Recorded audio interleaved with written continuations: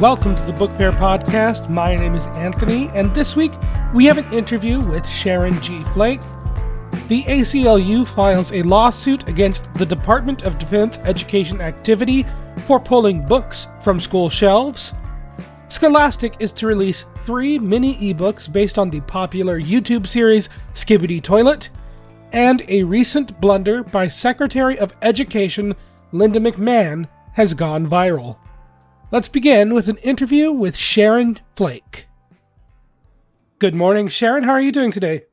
I'm great, Anthony. How are you? I'm doing great. To start us off, can you introduce yourself to the audience and the book that we'll be discussing today? My name is Sharon G. Flake, and I'm the author of The Skin I'm In, and we're here to talk about the third in the I'm In series, which is The Family I'm In. And who is the main character for The Family I'm In? John, who is a character from the very first book as well. Okay. And who is John, and how has he changed from the first book into this one? Oh my goodness, he's changed so much, Anthony. Let me go back to the first book for just a second.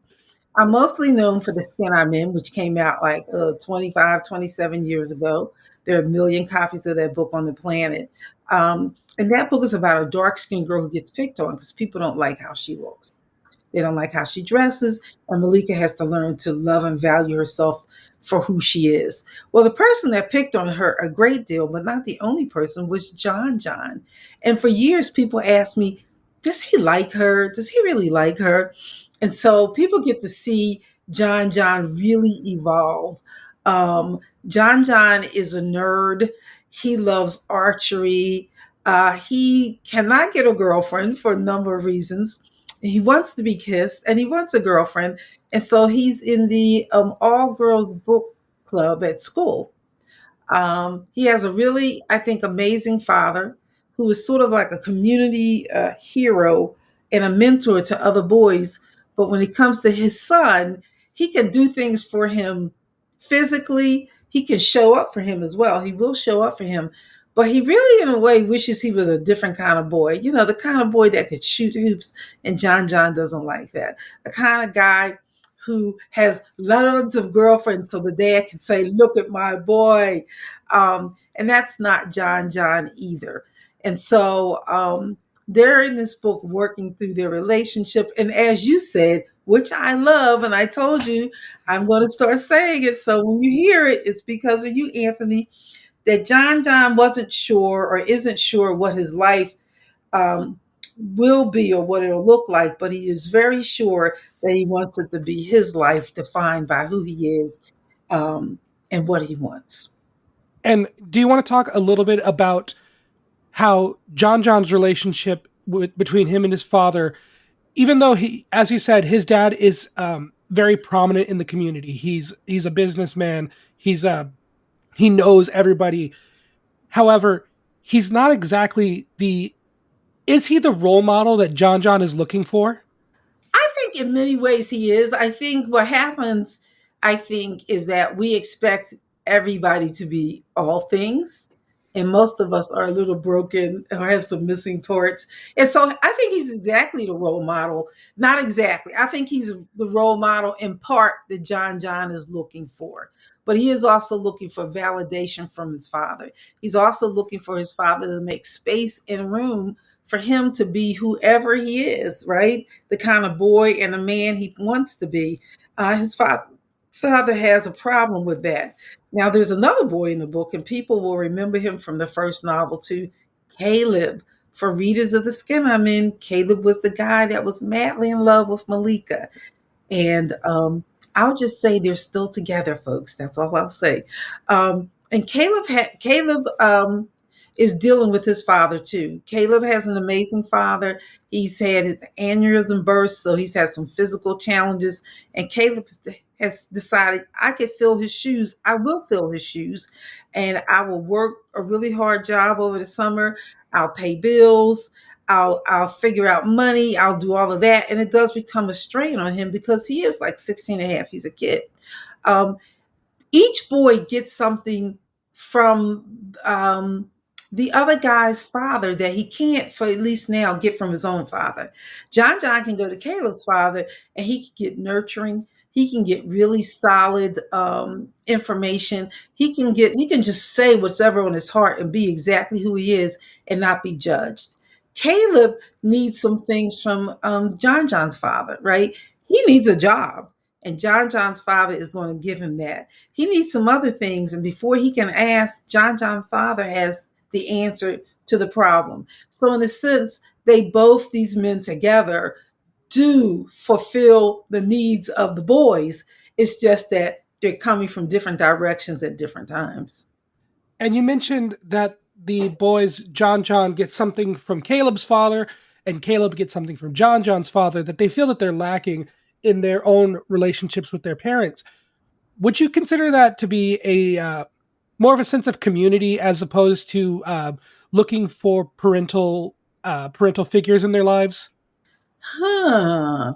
I don't know. I think it could be both. I think it could be both. I think they have, in all of my books there is a sense of community.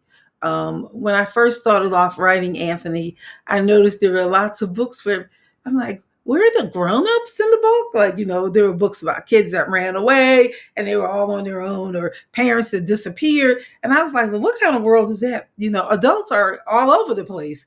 Some are better with young people than other ones, but they're all over the place. And so they have this community, like in the skin I'm in, like in the life I'm in. And so I think they're looking for some parental guidance. But I think, as in real life, young people don't consciously say, "This is what I'm looking for." They sort of gravitate that way. And I think with John's father and with Caleb's father, the boys in the way don't even have to say they're looking for it. But again, they're part of that tribe already, so they can sort of turn to it and find it. They don't have to go. They don't have to go far.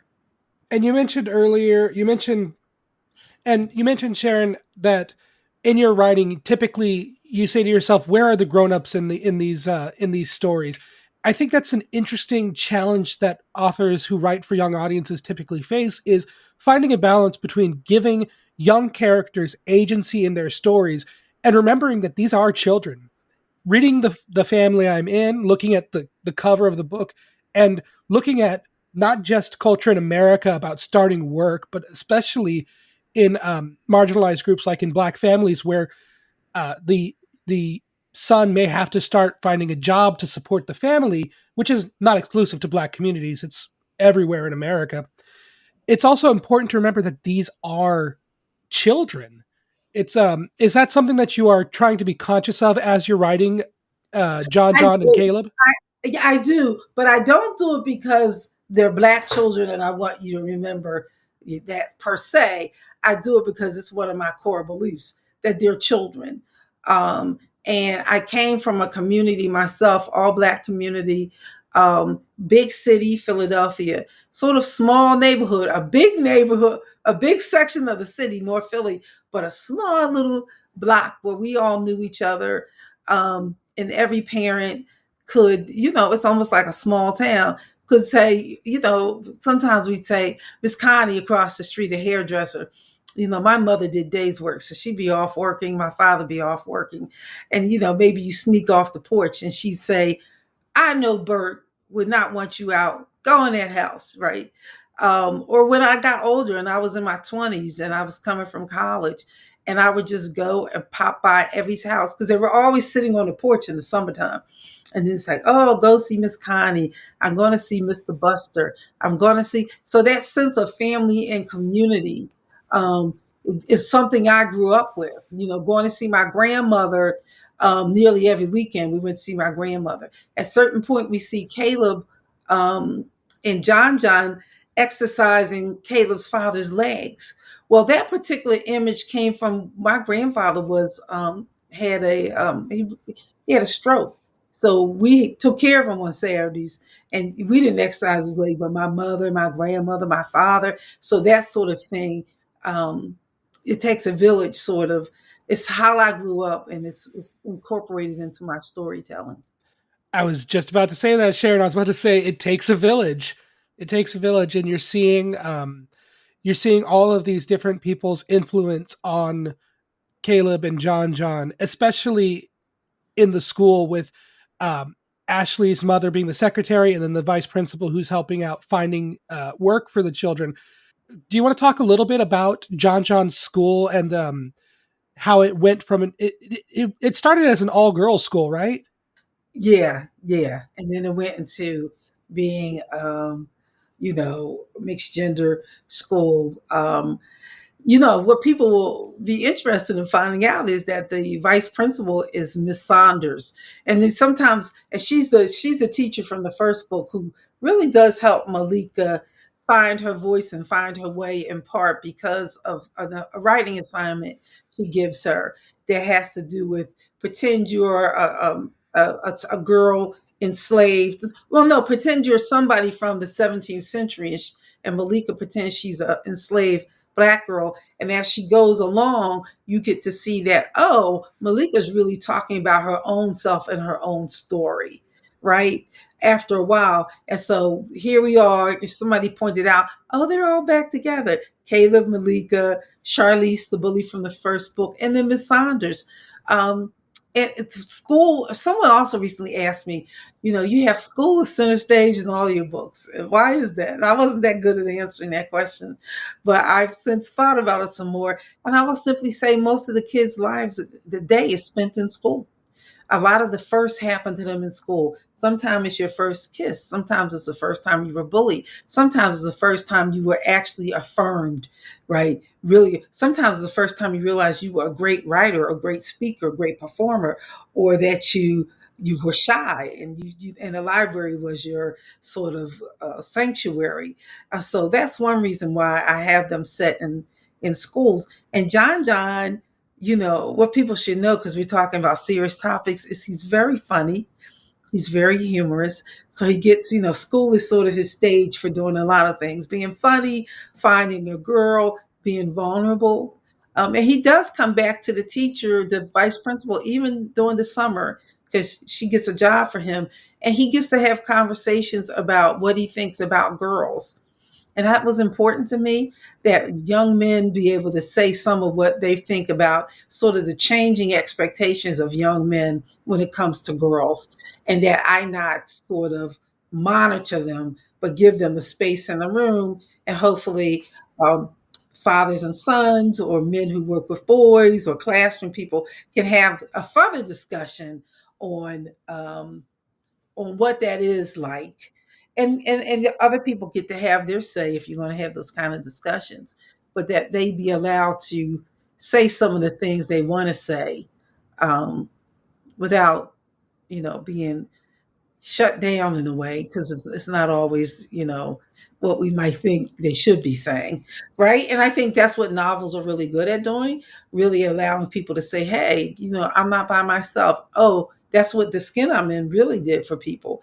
It was telling black girls, hey, you're beautiful just the way you are. And then other kids started seeing themselves in the story. First time I realized that was happening was when a Caucasian boy came up to me in the mall and said, I'm Malika. Malika's a dark, black, tall um, um, girl. And he was sort of round. And I realized, oh, I was in a pretty much white area. So I said, okay, so what's happening to you, I think, is that people were teasing you because of your weight. You know what I mean? And so then as I went around, I started to see, people were bullying kids for a lot of different reasons. And some kids, until they read the book, said they didn't have a voice or an outlet to say how they felt about themselves, or how they felt about what people said about them. And that, they felt like they had gotten the tools to sort of like themselves the way they were. You talked about young boys and their experience with finding themselves interested in girls and how that's changed over time. And I want to just apologize if I'm misreading the character, but John's father kind of came off as a bit of a womanizer. And John himself, seeing that and seeing his father in that way, um, did that build how he approached his interest in girls to begin with? Oh, it's interesting. I don't think that John John's father was a womanizer. I will say, because if you think about it, there's only one real scene where, he's sort of flirting with a woman. He's a very committed, I think, father and husband, and even to his first wife, just a committed man to her, not financially, but to supporting her with the son. I think what he is maybe a bit of a sexist, A and little he, old school, saying yeah, like, you're going to be beating girls off with a stick. That's yeah. kind of what I was Well, okay, alluding yeah. towards more. No, in that sense, yes, he's very old school about the expectations of boys and men. Yeah, like he would rather have a son that had a line of girls outside the door beating his door down, asking him to the prom. He wants to be the father that says, "Now that's my boy." Mhm. Don't you see all those girls? Did you see him shoot like 60 points in the basketball game? He is old school like that, but he is and that has influenced John John to some degree. John John straddles the fence between the old world and the new, maybe. He has two really good friends for people who will be shocked. Charlize and Malika are his really good friends. But he also has thoughts about girls like that girls are getting more than boys. They're getting more opportunities. And so boys should get more stuff. And hey, girls are like, why they wear those clothes if they don't want us to say anything? And so I think I wanted to make room and space to have those conversations. We don't always like to hear that from young men. And I had a mother say recently, I think she was a radio host, she said, "Yeah, my son was saying all this crazy stuff, it was driving me nuts, and I was always like on him about it." And my husband said, "Leave him alone, because if you don't know what he's thinking, you can't even aid in the conversation. You can't even guide or steer him if you tamp him down." I don't know. Did you get to see Adolescence on Netflix? No, but I think I do know what you're alluding to about this whole. It's a very modern 21st century thing with young men. It's sometimes it's referred to as like incel culture or involuntarily celibate, where they feel that it's a deeply rooted misogyny that's based on the feeling that women and girls have different expectations and their roles in relationships. And I think I understand what you're alluding to there. A little bit, but again, I think that we live in a world where we think you're either one or the other, right? You're John John gives some really good advice to those girls. He's very protective of the friends that he has, but he still has sort of some old school notions. And I think I brought up Adolescence because that film on Netflix, people should really watch it, because you get to see these young, something bad happens, and his 13-year-old boy they think is responsible, but then you realize that his world is very insular, that him and his friends are going through some stuff, and they only are really talking amongst themselves about it. There's no real adults that I can see that are part of this conversation, and one of them might be because we're having such a conversation that we don't even think that they'll let us have it, or whatever. You know what I mean? And so that's what I'm saying about making room and space for in a book like this, where those conversations can be had,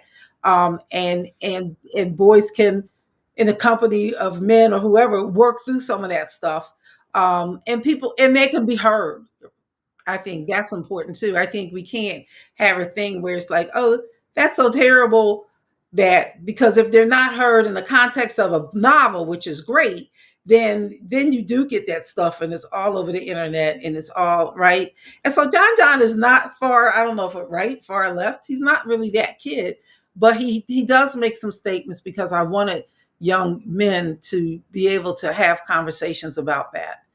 I think that that's interesting about saying that John does make some statements that are kind of harkening back to that, because whenever we look at fiction, there seems to be a kind of a desire to um, write them as if they are flawless. And I think that giving characters flaws is one of the best ways to make them approachable, because it does give them room to grow. And I think that that's definitely integral for John's story, is that he does have growth to have. he's still young. He's still figuring out what he wants in life. And he's And got so is the so much reader. room to grow. And so is the reader. Because what happens is when a lot of teenagers, I know I did, and a lot of the ones that I, run into, they do feel flawed. They do feel like they're not perfect. I don't care what you see out there, they look more beautiful than ever, right? They have more skill sets than ever. But at the end of the day, a lot of them feel like, they want to fit in. They want to be loved like anybody else. They don't want to be bullied. They don't want to be teased. And so when they see characters in the book that might be going through something, and they may not tell you what they're going through, and then they pick up a book and it's like The Skin I'm In or this, and they're like, oh wow, I'm not the only 16-year-old boy that never was kissed and never had a girlfriend. It allows them to be vulnerable. It allows them to open up. It allows them to see themselves in a multitude of ways. And you cannot do that with a flawless character, which is why Caleb is not the protagonist. Caleb was almost flawless in the first book.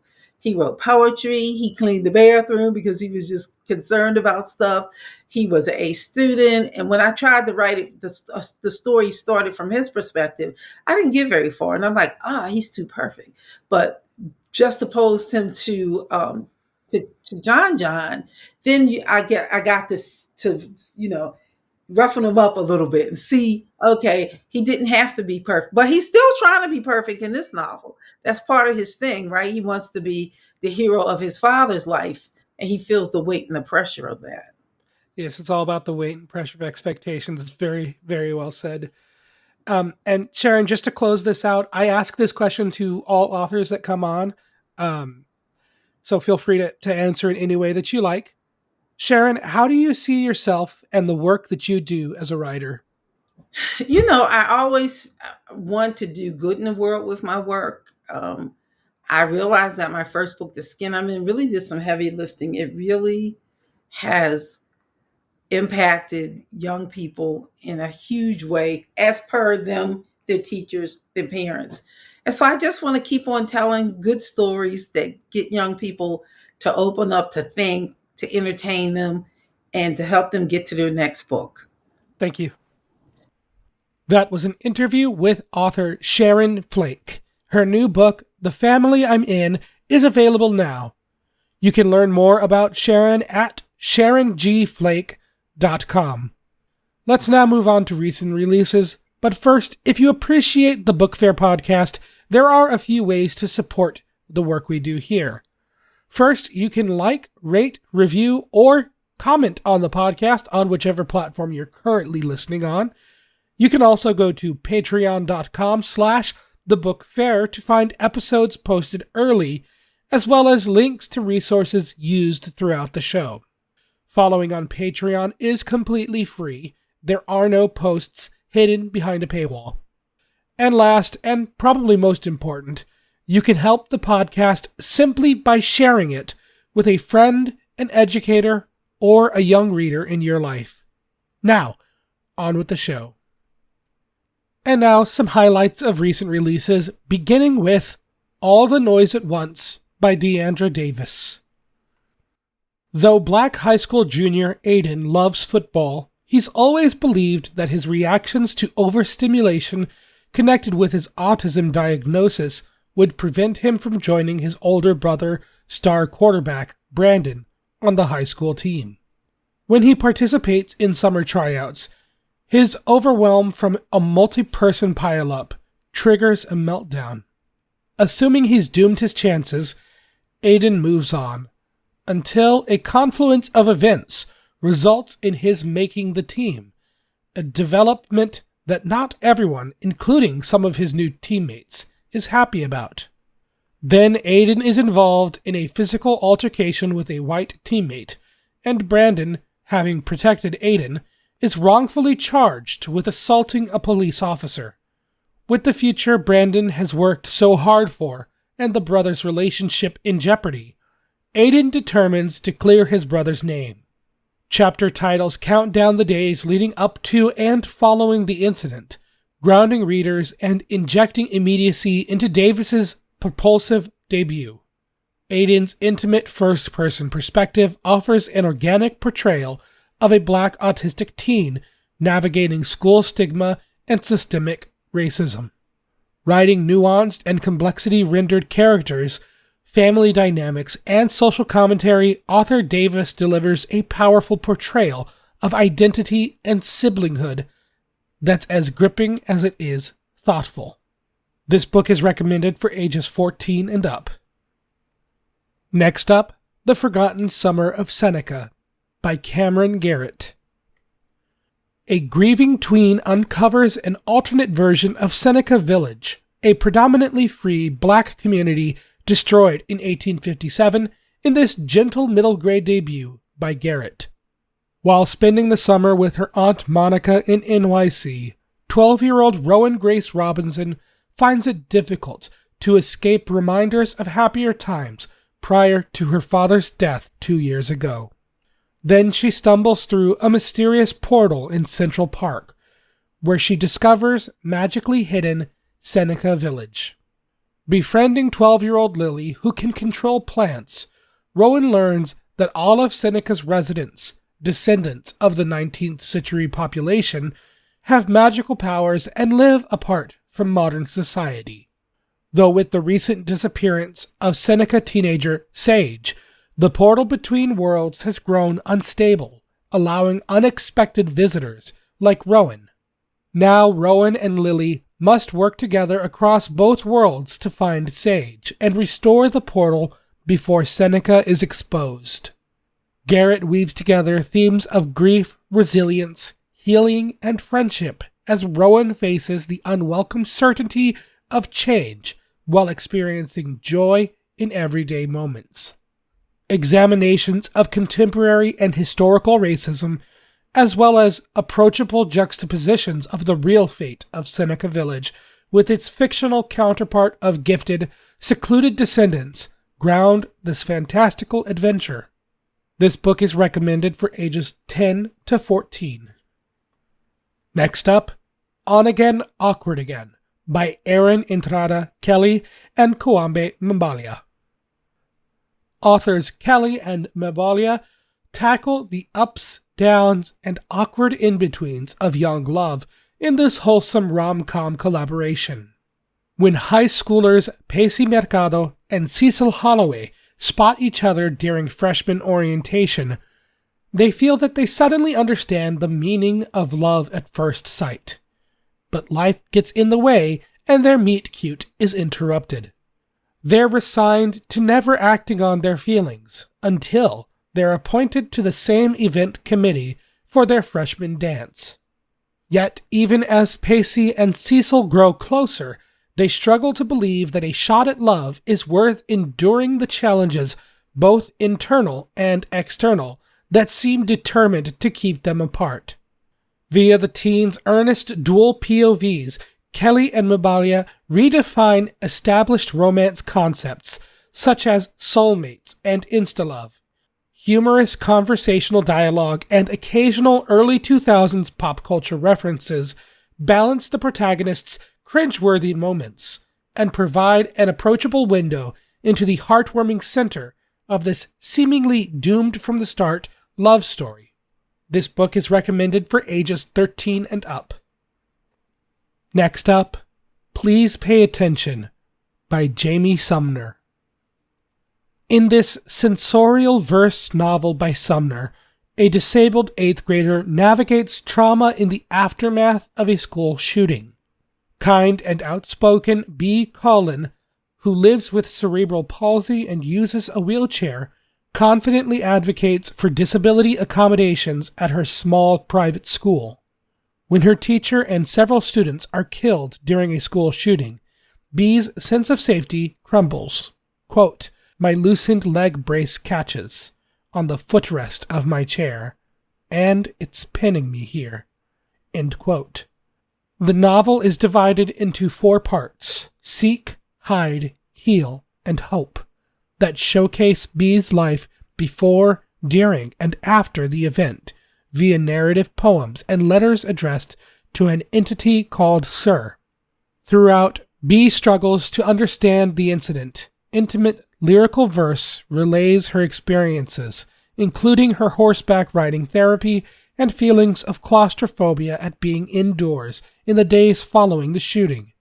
It's an accessible and cohesive interpretation of what it means to live with grief and find a way to feel like oneself after tragedy, as well as an homage to young voices and their impact on society. This book is recommended for ages 10 and up. And lastly, Storm Singer by Sarwat Chadha, illustrated by Virginia Allen. Like her late parents before her, 12-year-old Nargis is a storm singer, capable of manipulating natural elements through song. But after she loses control of her powers during a critical moment, she is exiled. In the desert beyond her village, she meets Eagle Garuda Mistral, a winged warrior of the ruling class that floats above the kingdom of Alamut's earthbound citizens. Mistral claims he is on a mission to reinstate his father as king, following a coup by Garuda warrior Shamshir. Believing the Garuda responsible for her parents' death, Nargis is reluctant to help him until she learns that Shamshir intends to enslave earthbound peoples. Now Nargis and Mistral must work together to defeat Shamshir, and as their unlikely friendship blossoms, they uncover a shared history. Nargis's witty first-person narrative teems with humor and a palpable devotion to obtaining freedom and justice for her people. The effects of the caste system on Alamut are empathetically rendered in this fast-paced adventure by Chadha. Includes chapter openers and an intricately detailed map illustrated by Allen. This book is recommended for ages 8 to 12. Finishing the episode with some headlines. First, an update to a recent change in the Department of Defense education activities policies. On a previous episode of the Book Faire podcast, we covered an executive order from President Trump that required the removal of DEI materials from government facilities. Federally run schools from the Department of Defense education activity were then sent memos from administrators listing specific books that were to be removed, including works about slavery, the civil rights movement, gender identity, and sexual orientation. This week, the American Civil Liberties Union, or ACLU, joins 12 students and their families from around the world in filing a lawsuit against the DoDEA as well as Defense Secretary Pete Hegseth. While the DoDEA schools are federally run, the students are all civilians. Natalie Tolley, who is filing on behalf of her 3 children, said, quote, "Learning is a sacred and foundational right that is now being limited for students in DoDEA schools. The implementation of these executive orders without any due process or parental or professional input is a violation of our children's rights to access information that prevents them from learning about their own histories, bodies, and identities." End quote. The lawsuit was filed on Tuesday, so there is little information so far. For now, you can read ACLU's press release. I've linked to it at patreon.com/thebookfair or at Blue Sky at BookFairPod. Next, popular YouTube series Skibbity Toilet to receive 3 ebooks from Scholastic. Back in March, Scholastic announced the upcoming release of books based on the YouTube series Skibbity Toilet in partnership with Invisible Narratives, a company described as a digital content creation studio. The online series has over 45 million subscribers and billions of views across the series and fan-made content. Deborah Dorfman, VP and Publisher Global Licensing Brands and Media at Scholastic, said, quote, "It seemed like a bunch of memes. What would we do with it? The YouTube shorts are just so crazy. But we didn't understand all the lore behind it. We talked to the creators, and there's so much wacky, fantastical storytelling." End quote. Now we see that Scholastic's plan for the publishing deal is to include 3 mini ebooks, each around 90 pages, to release at the end of 2025 in August, October, and December. This marks the first time that Scholastic is testing digital releases before a physical book comes out early next year, combining the 3 ebooks in one binding. For those wondering how the stories will be adapted, Dorfman said, quote, "It's not scary, but it's more sophisticated and weird and dystopian," end quote. The books are targeting an older audience than the typical fans of the Skibbity Toilet YouTube series, calling it firmly in the YA realm. Closing out with a shorter story, Secretary of Education Linda McMahon had a clip go viral when she misspoke about the use of AI in schools. Over the weekend at ASU GSV Summit, Linda McMahon spoke on a panel. The panel, presented by ASU, or Arizona State University, and GSV, a global investment firm, asked Sitting Secretary of the Department of Education Linda McMahon about technology in education. As part of McMahon's statement, she had this to say. I mean, how can we educate at the speed of light if we don't have the best technology around, to do that? I heard, I think it was a letter or a report that I heard this morning, I wish I could remember the source, but that there is a school system that's going to start making sure that first graders or even pre-Ks have A1 teaching, every year starting, that far down in the grades. And that's a wonderful thing. Kids are sponges. They just absorb everything. And so it wasn't all that long ago that we're going to have internet in our schools. Woo! Now, okay, let's see A1 and how can that be helpful? How can it be helpful in one-on-one instruction? How can it be helpful in absorbing, more information for those fast learners? It can be more one-on-one directed. And those are the kinds of things and innovations that I want to see continue to develop. Ironically, despite McMahon talking about the use of AI, this is a completely genuine clip. There is no generative AI being used here. A1 Steak Sauce joined multiple social media posts mocking McMahon's gaffe, posting an image to Instagram advertising their sauce with text reading, "Agree, best to start them early." While it's fun to poke at someone in a position like Department of Education making a mistake like this, it's important to remember her stance on the DOE, with President Trump, who appointed McMahon, saying, "I told Linda, I hope you do a great job and put yourself out of a job. I want her to put herself out of a job." End quote. And that will conclude another episode of the Book Faire podcast. If you want to find links to sources for these stories, you can follow at patreon.com/thebookfair. Following is completely free, though any amount of support is appreciated. Thank you so much for listening, and as always, I'll talk at you next time.